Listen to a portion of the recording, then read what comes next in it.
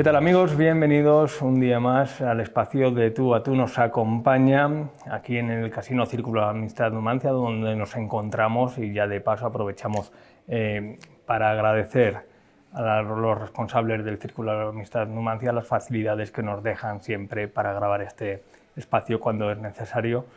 Por darles las gracias, por supuesto. Nos acompaña Juan Antonio Gómez Barrera, profesor, arqueólogo, historiador. Yo creo que lo más importante, divulgador, porque aquello que se divulga, y se divulga para que todo el mundo pueda acceder al conocimiento, al final yo creo que es lo más importante. Juan Antonio Gómez Barrera, muchas gracias por acompañarnos y gracias de antemano por su labor. Gracias a vosotros por invitarme a esta sección de la televisión local, que siempre agrada y siempre uno reconoce que le vean por ahí, yo qué sé, siempre agrada, siempre es grato. Vamos a mostrar algunas fotos que no sé si el común de los sorianos conoce, pero vamos a comenzar por el principio, esa pasión por la historia, por la arqueología, ¿de dónde le viene? Pues seguramente de mis profesores del instituto, fundamentalmente, posiblemente de Carmen Gómez, de Rosa Ortega, aunque no me llegó a dar clase ella nunca, pero sobre todo a mí lo que más me gustaba era la literatura, y me sigue gustando más. Es la única asignatura en el bachillerato de letras que yo no he dado, literatura, que era la única asignatura que realmente me apasionaba y me sigue apasionando. Entonces, a mí me gustaba la literatura, me gustaba escribir. En el colegio universitario lo que teníamos era sección de letras y sección de historia. Me incliné por la historia en esos momentos. Y luego allí pues, tuve un gran profesor que fue Jorge Juan Iroa, que luego terminó de catedrático en la Universidad de Murcia, y con mi paso a Zaragoza ya aquello se convirtió en una auténtica obsesión por la arqueología, por la divulgación, por el estudio, por la publicación del dato concreto, una auténtica pasión, casi tanto como había sido en mis inicios, en mis primeros años, el fútbol, que eso fue la razón de vivir que yo tuve durante muchísimos años. Yo no quería hacer otra cosa que jugar al fútbol. Son esas fotos que decía que íbamos a mostrar de Juan Antonio Gómez Barrera, futbolista, pasó por diferentes equipos. ¿Cómo se vivía entonces, no? Porque pensamos en la figura de Juan Antonio Gómez Barrera y pensamos en un ratón de biblioteca, investigador. No creas, y no tiene creas. otras pasiones más terrenales, No como creas. la pelota, ¿no? Sí, no creas, Iván, porque mira, a mí me ha ocurrido una cosa. Durante muchos años yo he sido, para mis alumnos, la persona que escribía su nombre en la pizarra, que era Juan Antonio. Pero a partir de un momento determinado, a mí me llamaba la atención porque no me llamaban Juan Antonio, me llamaban Barrera, el Barrera, el Barrera. ¿De dónde venía eso? Venía de los padres que habían jugado conmigo al fútbol. Entonces, aquellos padres, aquellas personas que ya jugaron conmigo, se convirtieron en padres y tuvieron hijos, para esos hijos yo era lo que decían los padres, el futbolista. Pero antes nadie me conocía nada más que por Balonsadero. El chico de las pinturas, me decía Hermógenes, y durante muchos años fui el chico de las pinturas. Y yo era catedrático de instituto ya, con doctor, etcétera, etcétera, y seguía siendo el chico de las pinturas. Sabes que en esta ciudad, cuando te colocan una especie de San Benito, sí, ¿no? Ya con eso vives. Y yo encantado, por supuesto, porque a mí el balonsadero me dio mucho. Yo modestamente creo que le he dado también, pero el arte rupestre me encantó. El chico de las pinturas de Balonsadero, promesa del fútbol truncada o frustrada porque vio otras salidas profesionales, y ahondando en su currículum hay que mencionar, que ya algo ha adelantado, catedrático de Geografía e Historia, doctor en Prehistoria por la UNED y académico por Soria en la Real Academia de Buenas Letras de Barcelona. Le cambió las pinturas rupestres, fue un antes y un después en su trayectoria. Bueno, yo creo que fue un después, porque lo sigue siendo todavía. Es decir, estoy jubilado y sigo investigando y sigo publicando y sigo dando nuevos datos sobre el arte rupestre. Pero efectivamente el estudio de las pinturas rupestres a mí me llamó mucho la atención y me dio una segunda actividad a lo largo del día, porque yo de lo que he vivido siempre y de lo que he comido, etcétera, etcétera, lo que yo llevaba a casa, mi sueldo ha salido siempre de mi profesión como docente, para lo cual gané primero unas oposiciones al cuerpo de agregados de instituto y después otras al cuerpo de catedráticos de instituto. Es decir, que yo no trabajé nunca de interino, yo trabajé siempre con mi plaza ya ganada. y recorrí unos cuantos institutos también, antes de llegar a Almazán y al Instituto Castilla. Pero el arte rupestre era una actividad segunda, una actividad por la tarde y por los fines de semana. Yo he tenido la gran suerte además de que la persona que ha estado conmigo desde los 20 años ha ido creciendo conmigo a la vez que yo iba creciendo en el estudio y en la investigación. Tengo que decir que yo dejé de ir al fútbol. O sea, yo el día que dejé de jugar al fútbol a los 19 años, dejé de ir al campo. O sea, no he vuelto.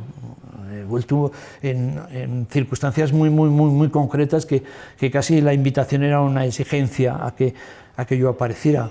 Yo dejé, sé que todavía la gente que baja al fútbol era aquella gente que jugaba conmigo y mucha gente de esas me recuerda. Pero el arte rupestre para mí fue una pasión que completaba otra actividad que me encantaba, que era la docencia. A mí estar en clase con mis chicos, con los alumnos, explicarles, es que nunca tuve ningún problema. Yo entraba en clase, si veía que hablaban me quedaba callado y eran ellos mismos los que decían ch, ch, para que se callaran y yo empezaba a hablar. Y entonces ha sido una pasión tremenda, pero también la pasión cansa. Quiero decir, llega un momento, la docencia es muy dura, es un trabajo tremendo, eran muchas horas, muchos exámenes, en fin, hubo un tiempo que estuve obsesionado por llegar a saber cuántos exámenes había corregido a lo largo de mi vida. Y bueno, pues no lo sé, decidí no hacerlo, porque digo, pero vamos, los alumnos han sido miles. ¿Cuántos suspensos? Pues hombre, no llegué al récord de Machado, que no suspendió a nadie, pero yo suspendía muy poquitos. Yo aprobaba ya con un 4,5. Es verdad que el 4,5 lo ponía yo, pero bueno, el chaval que hacía el esfuerzo de llegar al 4,5, yo inmediatamente le decía que le aplicaba lo mismo que nos aplicaban en la frutería. A partir del euro, pues no, redondeaba. Y los chicos lo agradecían porque además era buena gente.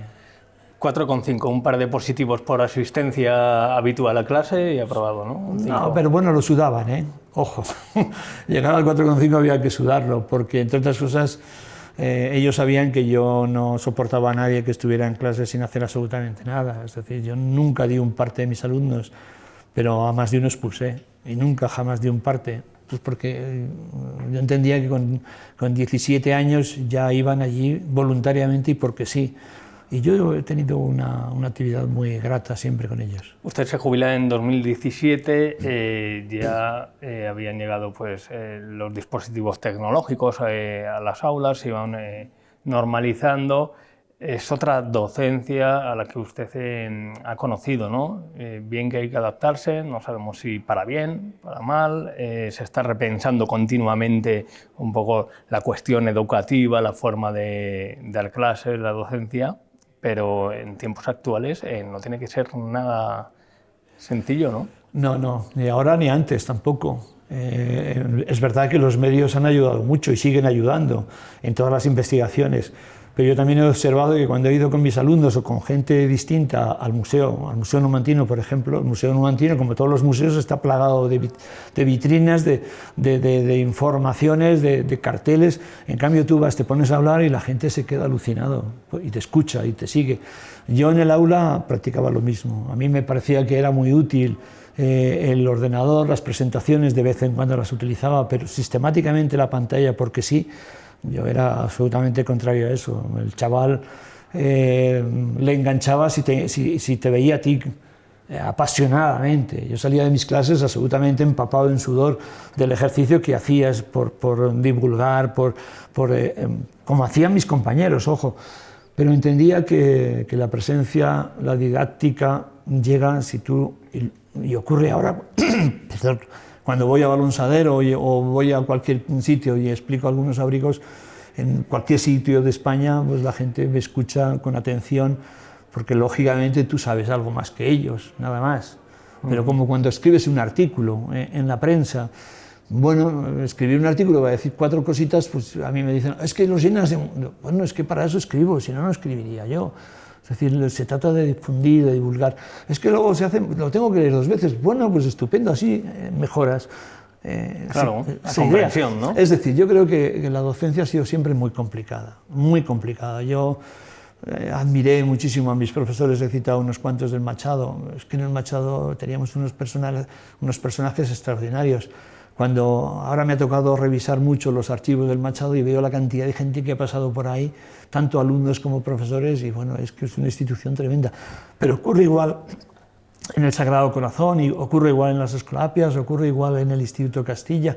La docencia es extraordinariamente bella, y a la gente que le apasiona, realmente termina por apasionar a los alumnos, ¿sí? Y no necesita ni aparatos, ni diapositivas, ni nada, basta con la palabra es fundamental.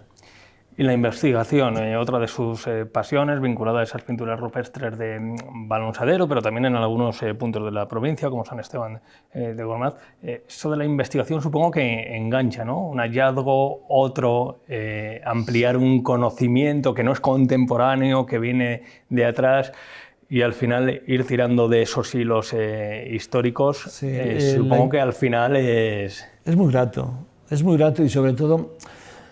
Vamos a ver, si encima estás fuera de los ámbitos académicos donde se exige tener una publicación más, un currículum más, etc. Si estás fuera de ese ámbito, como era mi caso, yo no he tenido ningún enemigo nunca. Yo he mandado un artículo a una revista y lo han publicado. ¿Por qué? Pues porque yo no era rival, yo no competía por ninguna cátedra de ninguna universidad, aunque lo hubiera podido hacer y aunque me ofrecieron en algunas ocasiones haber participado en concursos. Pero entonces yo siempre decía a don Eduardo Ripoll, que era el director del Museo Arqueológico Nacional, digo, si yo soy un humilde catedrático, y él se enfadaba conmigo porque decía, está usted en el mejor sitio para hacer investigación, y efectivamente. Y yo estaba feliz porque por las mañanas me dedicaba a mis alumnos, por las mañanas y muchas tardes, porque las clases había que prepararlas, pero luego yo tenía muchos ratos a lo largo de la semana y sobre todo las vacaciones. Y bueno, pues hombre, claro que la familia llevaba... Pero bueno, la verdad es que la investigación se hace en contra de exclusivamente a la familia, que es la que sufre pues muchas ausencias, muchos congresos a los que vas, muchas horas encerrado en una habitación porque tienes que escribir un artículo y no termina de arrancar, etcétera, etcétera. Pero bueno, compensa. Las pinturas rupestres, el universo también de Numancia, ¿está lo suficientemente puesto en valor todos estos hallazgos, todo el patrimonio histórico, todo ese legado con el que cuenta Soria? Sí, yo creo que sí. Mira, a mí me ha ocurrido muchas veces anécdotas con compañeros tuyos de la prensa que a lo mejor han llegado a cubrir una plaza en el periódico o en la radio y tal, y dicen, es que con estas pinturas no se conocen. Y digo, bueno, vamos a ver, ¿desde cuándo está usted aquí? Ah, no, llevo 3 meses. Ah, claro, es que llevamos muchos años haciendo esto. Lo que ocurre es que efectivamente, bueno, pues no es fácil,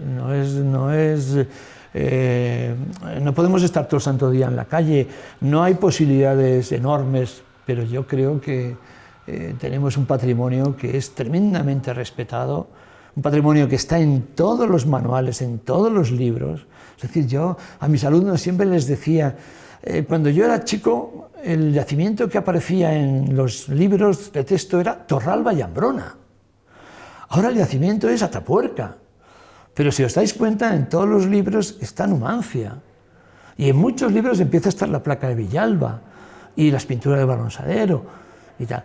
Bueno, ¿que no podemos competir con los bisontes de Altamira? Bueno, tenemos un arte que a lo mejor desde el punto de vista intelectual tiene más trascendencia o más necesidad de expresión y de explicación que el arte paleolítico. Un caballo en el arte paleolítico lo ve todo el mundo.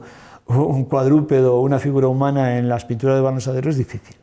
Entonces hay que explicarlo, hay que sensibilizar a la gente. Y yo creo que sí, Soria tiene, lo que pasa es que Soria tiene, igual que Castilla y León, tiene tal patrimonio, tal cantidad, que es que claro que se nos caen las iglesias, ¿cómo no? Pero yo, no sé, toco madera, pero yo me acerqué a las pinturas rupestres por primera vez de Balonsadero en 1974. Desde entonces yo no he visto nada más que mejorar las pinturas rupestres de Balonsadero. Mejorar porque se han puesto verjas, porque la gente respeta y porque además yo siempre he dicho que la mejor manera de proteger es divulgar, es difundir. Que se sepa, ¿no? Que se sepa, que la gente lo sepa. Y si la gente respeta, sabe la importancia que tiene esta fachada, la importancia que tiene este árbol, y ve que los primeros que hacemos esas cosas, esto es como cuando un alumno tira un papel al suelo, no lo recogerá, pero si tú inmediatamente pasas delante y vuelves a tirar un papel y tú no lo recoges, pues el tío nunca tendrá un elemento a imitar. Entonces te tienes que agachar y coger el papel, aunque lo haya tirado el alumno, sin reprender. Y el alumno lo aprende, claro que lo aprende. Lo que pasa es que, insisto, el problema es que cada vez se están poniendo más trabas a la educación, porque el alumno cada vez tiene más elementos que le distorsionan, que le despistan, que le sacan de los libros.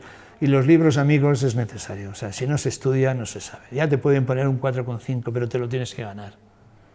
Y eso hay que estudiarlo, hay que leerlo.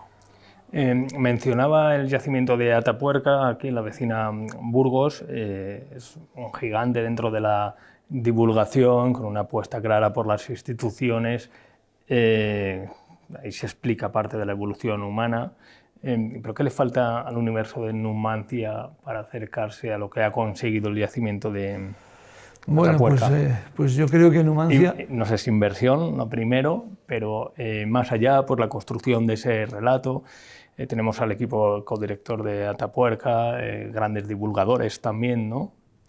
Bueno, vamos a ver, si nos ponemos en contexto y nos situamos en el momento en que aparece Atapuerca y en el momento en que aparece Numancia, la repercusión que tuvo Numancia cuando empiezan viene Sulten, Eduardo Saavedra, etcétera, etcétera, etcétera, la repercusión en manuales, en libros, en círculos universitarios es inmensa, yo creo que es paralela a la que luego va a tener muchísimos años después Atapuerca, claro, con una diferencia, con una gran diferencia. Pero a Atapuerca se le hizo un museo, a Numancia se le hizo otro. Ojo, en 1913 hay muy poquitos museos en España que se estén construyendo in situ para ser museo.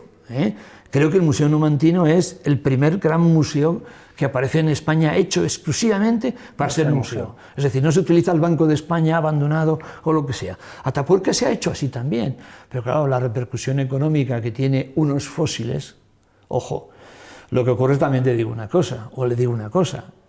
Yo en Numancia y en el museo y en las vitrinas del Museo Numantino tengo que explicar.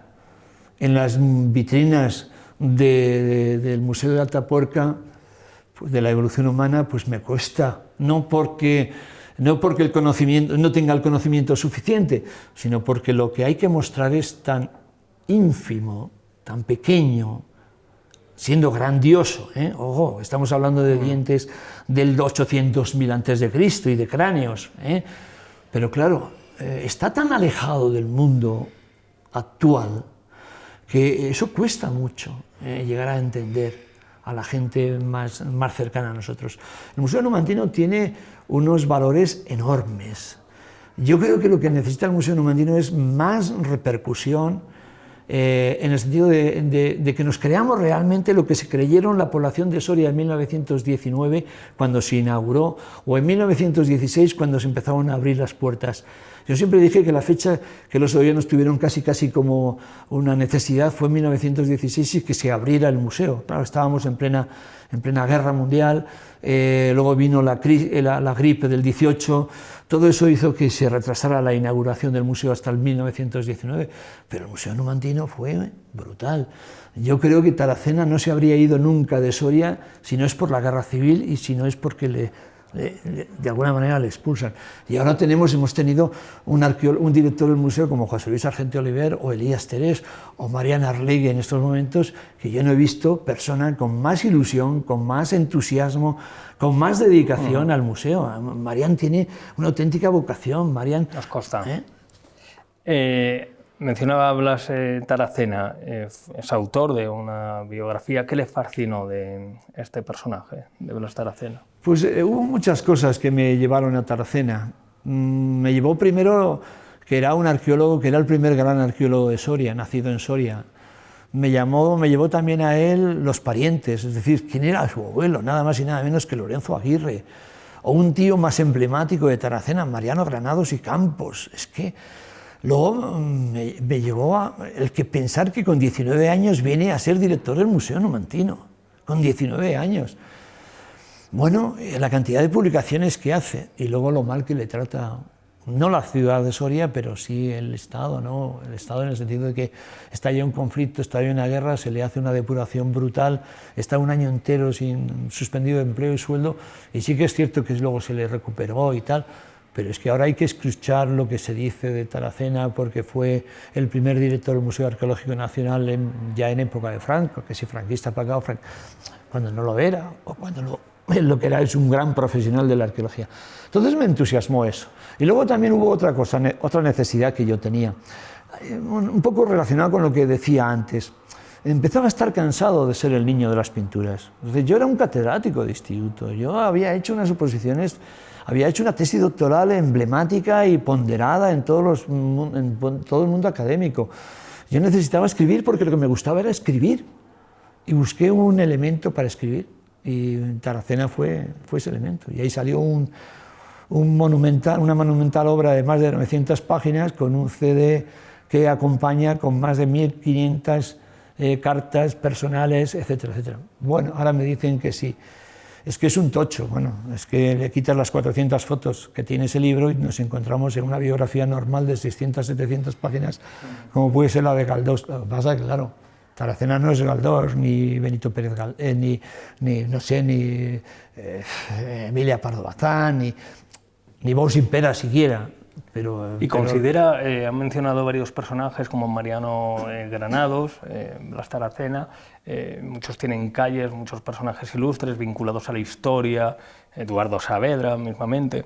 ¿Usted considera que los sorianos, y pasa en muchas ciudades donde no atendemos a los nombres de las calles y no sabemos qué personaje histórico hay detrás, ¿considera que los sorianos conocen a la mayoría de estos personajes? Pues bueno, calles? Esa fue una de las razones por las que yo hice la biografía de Taracena también, y otra de las razones por las que yo hice el trabajo previo del Ateneo de Soria era un poco por sacar todos estos nombres a flote, y los artículos que publico en prensa pues van un poco en ese camino. Pero mira, yo he visto en muchas ciudades que están calles plagadas de nombres propios, que debajo de la chapita donde pone su nombre inmediatamente ponen 4 datos fundamentales: dónde nace, dónde muere, a qué se dedica y cuál es su obra. Y eso es una plaquita de nada, aprovechando la misma placa de la calle. Entonces, bueno, yo pienso que esa labor hay que hacerla todavía. Pero la gente conoce más de lo que creemos, ¿eh? Yo siempre protesto, es que no lee nadie, es que no me leen los artículos. Y luego me encuentro porque en cualquier sitio me para la gente y me dice, oye, tenía razón, aquello que dijiste, sí, que la gente lee, la gente tiene interés por la cultura. Lo que pasa es que, bueno, sí, es que es difícil que la gente conozca a todos los personajes. Hay muchos personajes que no han sido accesibles. O sea, la propia biografía mía de Taracena no es accesible al gran público, obviamente. Pero bueno, los medios, la propia Diputación ha hecho series para difundir estos nombres, y bueno, vosotros en televisión cada 2 por 3 estáis sacando personajes importantes que recuerdan a otros personajes. Esto es una cadena en que lamentablemente, y esto también lo da la historia, te das cuenta que, en fin, no te subas, no te eleves, que esto es flor de un día, que otros muchos como tú han pasado por el mismo sitio y ya no están. Pero esa cadena entusiasma. A mí me entusiasma ir a los cementerios, a mí me encanta ir al cementerio de Soria, porque me paro en todas las lápidas, porque todos los nombres me suenan, y si hay alguno que no me suena, inmediatamente busco después algo. Oye, este hombre que tenía...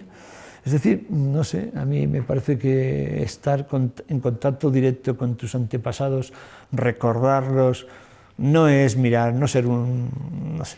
Se suele decir, para entender el presente hay que mirar al pasado, y bien es cierto que el presente actual parece muy alejado de, pongamos el caso de las pinturas rupestres, muy alejado. Estamos en otra sintonía, pero al final la condición humana supongo que es muy similar en diferentes sí. Muchos épocas. Historiadores decimos aquello de que una ciudad sin pasado no tiene futuro, y yo sigo pensando en lo mismo. Es decir, esta ciudad tiene mucho futuro, pero tiene mucho pasado del que debería vivir, del que debería tirar de ese pasado. Por eso, efectivamente, que algo que hay que hacer cada 2 por 3 actividades, a mí me parece estupendo la marcha y procrear cosas que van haciendo, pero yo creo que no necesitamos ningún personaje sentado en un banco para sacar los valores específicos de la sorianidad. Yo creo que, no sé, debemos ser un poco más, no sé, bondadosos con nuestras cosas. Hace unos días, vosotros creo que tuvisteis el detalle de hacerle una larga entrevista, vino Pilar Berzosa, María Pilar Berzosa de Buenos Aires. El Centro Soriano en Buenos Aires. Hombre, es que Buenos Aires tiene un centro, uno de los grandes centros, de los primeros centros que se crean en Buenos Aires, aparte del montañés, del leonés, del salmantino, del zamorano, es el numantino, el Centro Soriano, Numancia. Entonces, bueno, había una relación con el Centro Soriano de Buenos Aires inmensa, ¿eh? Bueno, pues uno de los personajes muy importantes que viene a este casino y que yo hice un artículo hace ya muchos años, exactamente el 11 de julio de 1929, es nada más y nada menos que María Teresa León. María Teresa León, con apenas 24 años, viene a Soria, todavía no está unida a Alberti, viene a Soria después de haber estado en Buenos Aires.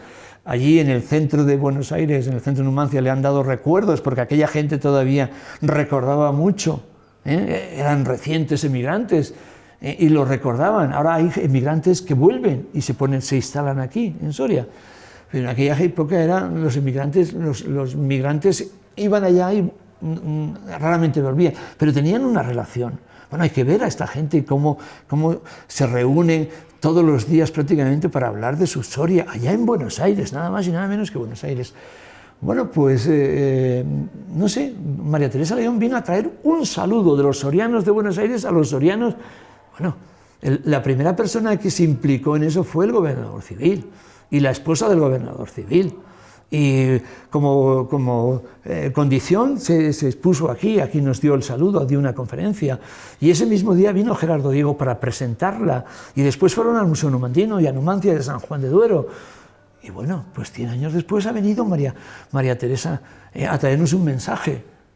Bueno, pues salvo una notita en una prensa, una fotito, y vuestro trabajo efectivamente importante, pues yo creo que, yo aquí estuvo ella, pero yo...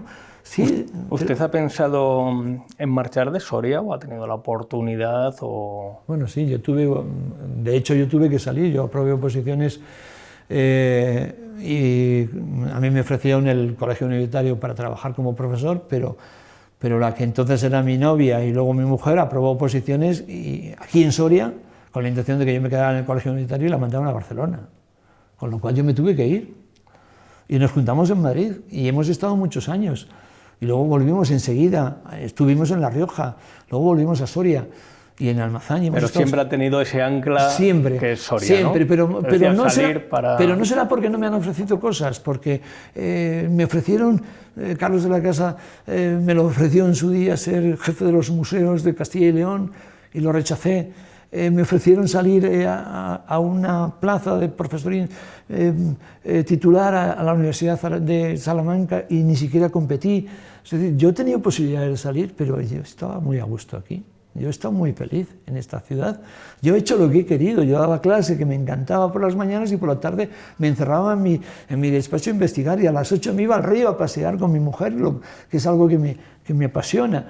Con lo cual, y mis hijos han tenido, mira, mis 2 hijos están en Madrid, han tenido que salir, lógicamente, y yo soy de los que se desespera, y lo he dicho muchas veces públicamente, cuando voy a la estación, o cuando iba a la estación de autobuses los domingos y veía cómo se iban todos los que habían sido mis alumnos, todos estaban metidos en el autobús rumbo a Madrid, muy pocos de esos han vuelto, y eso yo lo llevo en el alma, ¿eh? Pero a mí, yo he tenido posibilidades de irme. ¿Qué imagen, eh? Yo creo que muchos padres tienen esa imagen. Hombre, la tienen que tener por fuerza, porque llega un momento en que ya no lloras, ya es que bueno, incluso llega un momento en que lo sustituyen por su propio coche y se acabó, ¿no? Pero el ir a la estación de autobuses los domingos a las 4 de la tarde y ver muchachos y muchachos, todos que han salido del Castilla, del Machado, de las Escolapias, y al autobús para Madrid, y es que piensas que esos chicos ya no vuelven en Navidad, como el turrón, y en San Juan, que es ingobernable, injustificable y todo lo que quieras, no se puede faltar a San Juan, pero los chavales lamentablemente a un puesto de trabajo no.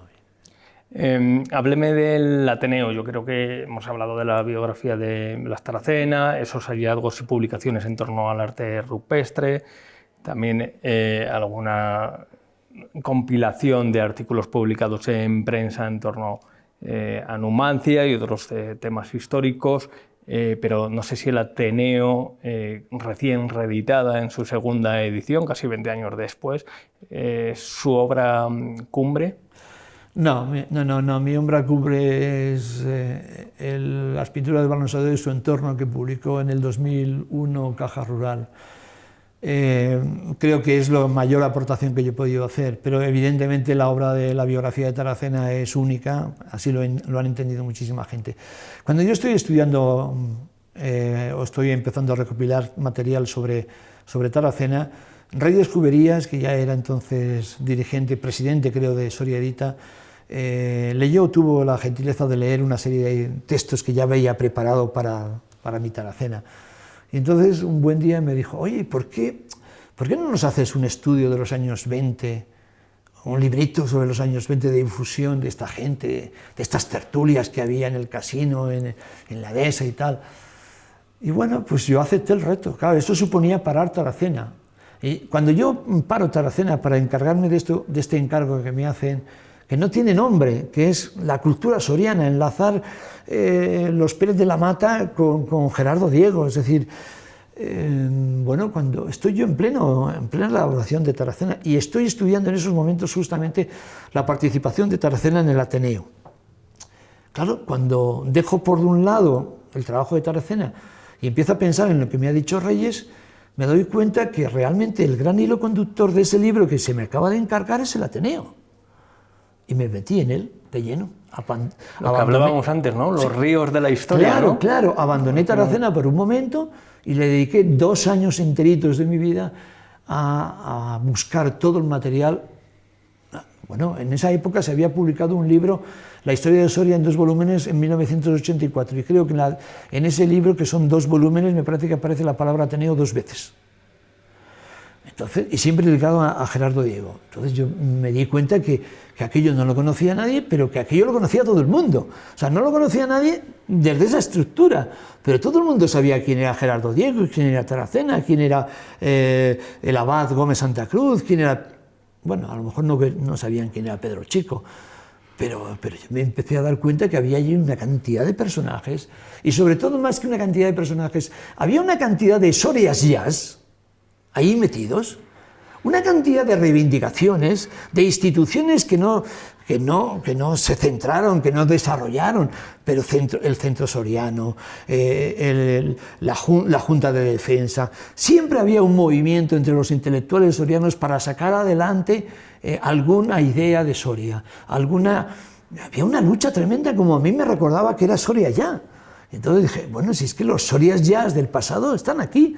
Y me dediqué a hacer ese libro, y ese libro salió adelante.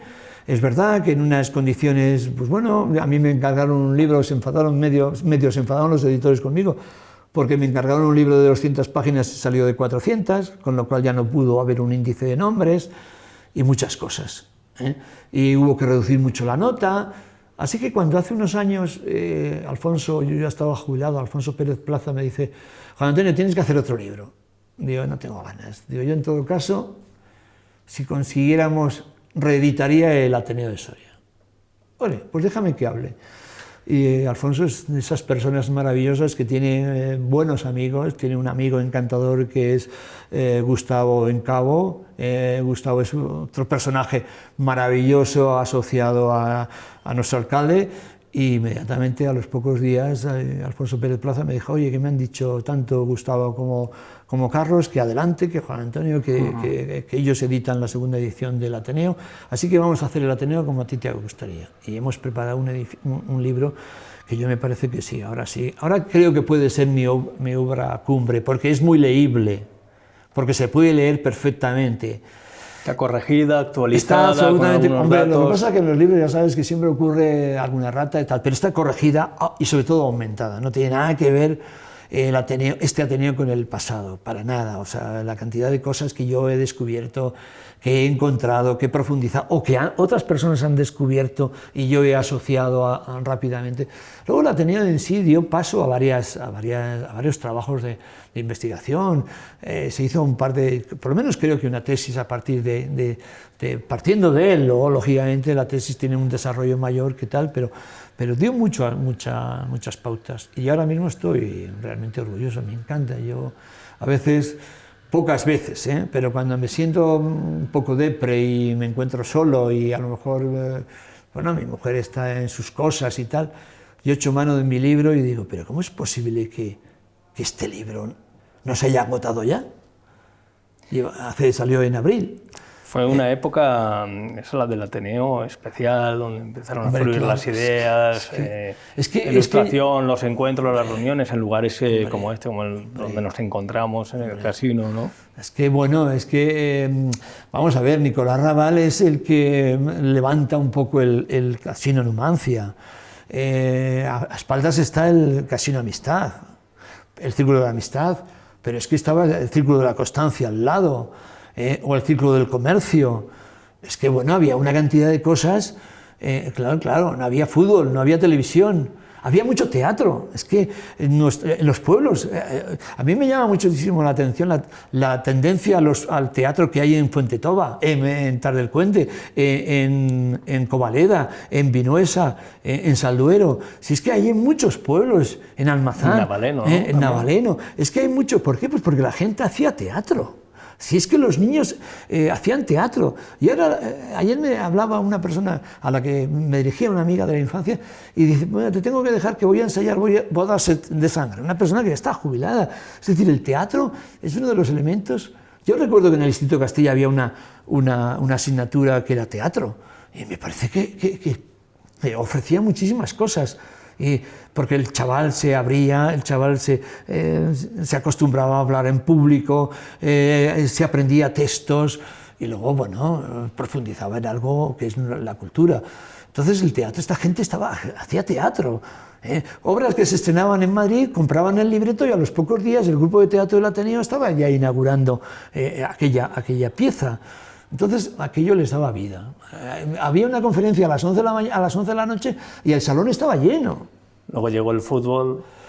Luego ya, claro, el fútbol empezó ya, ellos mismos, ojo, que el primer equipo de fútbol que sale aquí en Soria en 1924, cosas así, allá en las Heras, el medio presidente del Numancia, de ese club deportivo Numancia, iba a ser Mariano Granados, y Bienvenido Calvo, que va a ser el presidente uno de los grandes heroicos presidentes del Numancia, antes de la fundación actual, ¿no? Entonces, claro, el fútbol les va a marcar, pero aún así, aquella gente eran muy dadas a los libros. Bueno, yo no sé, yo creo que todavía sigue existiendo, porque nuestros padres, nuestras madres, nuestros abuelos, yo lo veo en los pueblos. Yo fui profesor del Instituto de Almazán, y yo empecé un año en San Leonardo, y yo estuve en un pueblo como Parla, en el cinturón industrial de Madrid, o en Santo Domingo de la Calzada, y la gente, yo he tenido alumnos, madres que estaban estudiando en el nocturno en Parla para ayudar a sus hijos, a su hija, a estudiar. Una persona que venía de hacer escaleras y se metía en un aula para después enseñar y ayudar. Claro, lo tuvo que dejar porque no podía más. No llegaba. Pero quiero decir que ha habido siempre una pasión entre la gente, en los españoles, por el estudio, los sorianos sobre todo. Aquí los chicos de Soria han tenido una tendencia siempre al estudio. Y yo creo que, bueno, cuando se pase la fiebre del móvil y volvamos otra vez a hablar, se pasará. Y volvamos a hablar y vayamos a la dehesa y no veamos un banco con 5 niños sentados y cada uno de ellos con su móvil, ahora hablando entre ellos. En el Ateneo con móvil estaría cada uno a su pantalla, ¿no? Pues es posible, depende de quién hablara. Porque si enfrente en la sala tienen al abad Gómez Santa Cruz, o tienen a Gerardo Diego interpretando al piano y a la vez recitando, o tienen al propio Blas Taracena hablando de los castros de Molinos o de Salduero o de Renieblas, o nos visita, no sé, Chávez Nogales, pues la gente acudiría. Igual que sigue acudiendo, ojo, porque la gente sigue acudiendo a las grandes conferencias. ¿Yo sabes a quién he hecho falta en las conferencias? A nuestros políticos. Nunca les veo. Nuestros políticos, me llama la atención, nunca están en las conferencias. Si hay un acto importante, están, en el que ellos sean protagonistas. Pero en la presentación de un libro, en una conferencia, en un viaje por Balonsadero para enseñar las pinturas, raramente está el concejal de Montes, raramente. Y he tenido algunos concejales que sí lo han estado, pues como Yolanda, o como Jesús Várez, o como el propio Carlos cuando lo era, en fin, pero yo echo en falta a nuestros políticos del Senado, a nuestros políticos del Congreso, que acompañen a estos que estamos haciendo, porque yo siempre he dicho, a lo mejor soy muy arrogante, que hay quien vive de la cultura y hay quien hace cultura, y no es lo mismo. Y los que hacemos cultura no tenemos el apoyo, los que hacemos cultura gratis, además, no tenemos el apoyo. Tenemos el apoyo a la hora de publicar un libro. A mí nunca me han negado un libro en la Diputación, pero a mí me habría encantado que no solamente el día de la presentación del libro hubieran estado, sino que el día que doy una conferencia, o el día que otro compañero da una conferencia. Bueno, cuando se va a celebrar muy pronto el aniversario, la lección inaugural del Instituto Antonio Machado. Cuando en 1902, 1903, 1908, 1899 se inauguraba el instituto, bueno, aparte el curso, aparte de que la lección inaugural estaba dentro del programa de los festejos de las fiestas de San Saturio, es que las autoridades iban. Es que, bueno, Machado, el primer cargo que tiene en el Instituto Antonio Machado, en el instituto, es de encargarse de recibir a las señoras que vienen a ese acto. Para asentarlas, para acompañarlas al pupitre. Es decir, esos actos deberían ser siempre, no solamente con nuestros alumnos, no, yo siempre digo la cosa, para impulsar lo que tenemos, no basta con el entusiasta estudioso, se tienen que entusiasmar los políticos.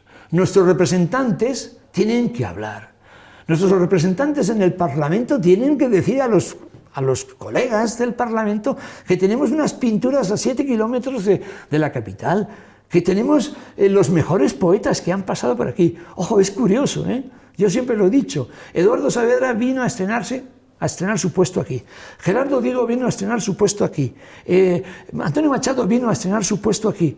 La cantidad de personas que han venido, dan sus primeros cursos y luego se van.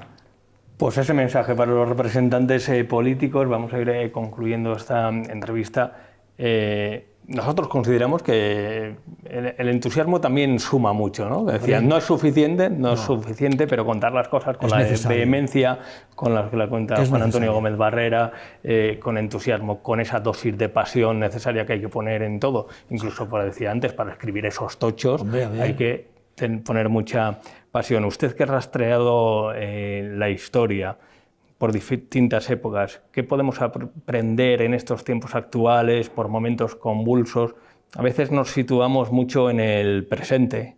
Los profesores siempre dicen, leed a los clásicos. Si uno va a los clásicos, va a Homero, a la Odisea, al Quijote, y se encuentra reflexiones muy modernas, muy contemporáneas, ¿no? Que valen para los tiempos actuales, como si ese autor hubiera hecho un viaje en el tiempo y se hubiera situado en nuestro tiempo presente. ¿Qué podemos aprender de todas estas épocas? Pues podemos aprender lo que deberíamos hacer ahora. Podemos aprender teoría del urbanismo y respeto por nuestras tradiciones. Del abad Gómez Santa Cruz, de Taracena, de Gerardo Diego, de Pedro Chico. Aprendería yo a respetar lo que hemos tenido, a que no se nos caigan las casas, a que no se eliminen o dejemos construir una aberración de edificio cuando tenemos casas que debemos restaurar. El propio Gómez Santa Cruz decía que lo que había que hacer era limpiar, tirar las casas, pedir dinero y construir casas adecuadas a los ciudadanos de Soria, en el círculo de lo que era nuestra ciudad. ¿Qué podemos aprender? El respeto por las tradiciones. Había un estudio y una pasión por lo que había sido Soria en la historia. Bueno, en esta ciudad se llegó a plantear el cambiar el nombre a la provincia y la gente se echó encima, y no lo aceptó. Y eso que la provincia le íbamos a llamar Numancia, y no se aceptó. No se aceptó. ¿Por qué? Pues porque uno era muy propio, es decir, el rollo era el rollo, Vinuesa era Vinuesa, Salduero era Salduero, Soria es Soria, y toda la gente tenía una pasión tremenda por esto.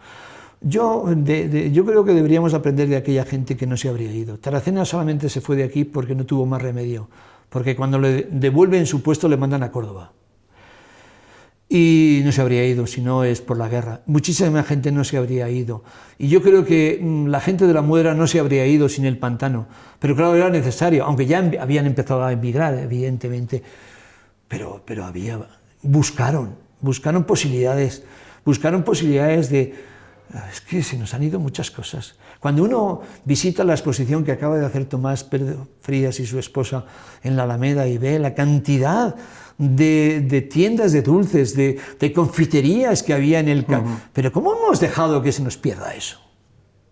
¿Cómo hemos sustituido, que me parece muy bien, ojo, las paciencias, los cocos de la boyera, el caballito blanco, por el torrendo? Pero por Dios, pero si existen, deberían existir las dos cosas.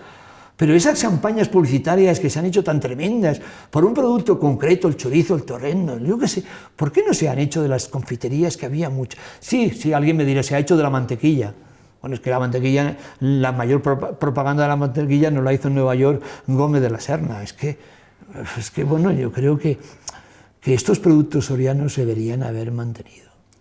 ¿En qué lugar de la historia le gustaría situarse? Bueno, yo no mucho tiempo, pero sí me gustaría estar un par de semanas compartiendo el espacio con Gerardo Diego, Taracena, sentado en una sillita sin más, aquí de oyente exclusivamente, pero escuchar a Taracena, recibir una clase en el instituto de Gerardo Diego, ya no digo de Machado, porque a lo mejor no me habría gustado, pero de Gerardo Diego tenía que apasionar. Escuchar una clase en la Normal, yo creo que habría sido maestro de haber estado en esa época. A Pedro Chico, bueno, es que aquello, no sé, me habría gustado haber vivido en la época en torno a 1928, 29, 31, sí. No se vaya más allá que se... No me voy más allá, porque lamentablemente nuestra república duró tan poco, porque en el 33 ya teníamos un problema tremendo, ya aquello ya no era lo que se había querido hacer. Luego nos viene una guerra brutal que tenemos que estudiar, que tenemos que conocer, porque también de la guerra vamos a aprender muchas cosas. Entonces yo creo que de cualquier época, de cualquier momento, creo que nuestros alumnos deberían aprender. Y sobre todo yo el mensaje que lanzo, la petición que lanzo a mis colegas de los institutos es que no olviden enseñar a sus alumnos, recordarles a sus alumnos los historiadores que han pasado, no por aquellas aulas, sino por la ciudad, los libros que han dejado, las tesis que se siguen haciendo, que se estudie nuestra ciudad, que se estudie nuestro pasado. Es muy difícil que llenemos los pueblos de nuevo, muy difícil, pero que volvamos a ellos, El otro día conocí Fuentegelmes, ni un alma, pero qué pueblo más bonito, maravilloso, qué bien cuidado lo tiene. Supongo que en verano se llenará, pero das una vuelta por un pueblecito así y dices, qué maravilla, qué bonito. Esto, aunque solo sea para pasar un ratito, merece la pena. Y seguramente si más de un madrileño viniera a Fuentegelmes un ratito, una mañana, como hice yo hace unos días, por otra razón más importante, pues ya vería como a lo mejor vendría, en lugar de venir al Mesón Castellano, perdón por la publicidad, a comer un torrenillo, a lo mejor si va a Fuentegelmes solamente hace unas fotos en aquellos dinteles que hay en sus puertas.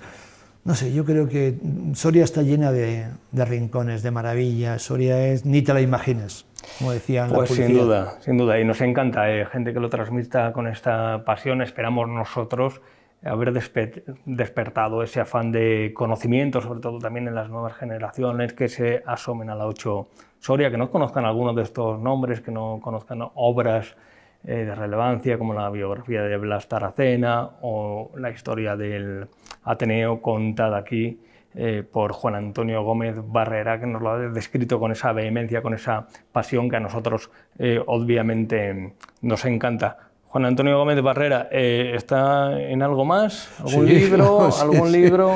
Sí, tengo varios artículos que hacer, tengo 2 o 3 libros en marcha, tengo unas pinturas nuevas que hay, unos agentes medioambientales de Soria han descubierto, maravillosos, que un arqueólogo territorial que me ayuda, que me apasiona, que me llama, que me tal, una directora del Museo Numantino que siempre me está pidiendo, venga Juan Antonio, vamos a hacer esto. Yo estoy encantado, yo estoy... A mí me faltan años. Y no olvide el paseo diario a las 8 de la tarde con su mujer. Eso es fundamental, ¿no? Eso es una maravilla. Tenemos que adelantarlo ahora, la hora nos ha fastidiado un poco, pero el Duero es una pasión. Decían, un hombre que no pasa tiempo con su familia no es un hombre de bien, ¿no? No, está claro, está claro. A mí me marcan mucho las líneas por donde debo ir. Juan Antonio Gómez Barrera, muchísimas gracias. Gracias por asomarse a la 8 Soria, por contar un poco su trayectoria, algunos aspectos que no conocíamos entre tantos libros, esa pasión también por el fútbol y después su trayectoria también como docente. Pues nos ha encantado y esperamos que les haya gustado a los telespectadores de la 8 Soria. Muchísimas gracias e iremos dando cuenta de sus próximos trabajos. Muchas gracias a vosotros. Gracias. Y nosotros lo dejamos aquí. Agradecemos una vez más a los responsables del Círculo de Amistad de Numancia su amabilidad para cedernos este espacio. Ya lo saben, volvemos el próximo martes en De Tú a Tú. Sean felices.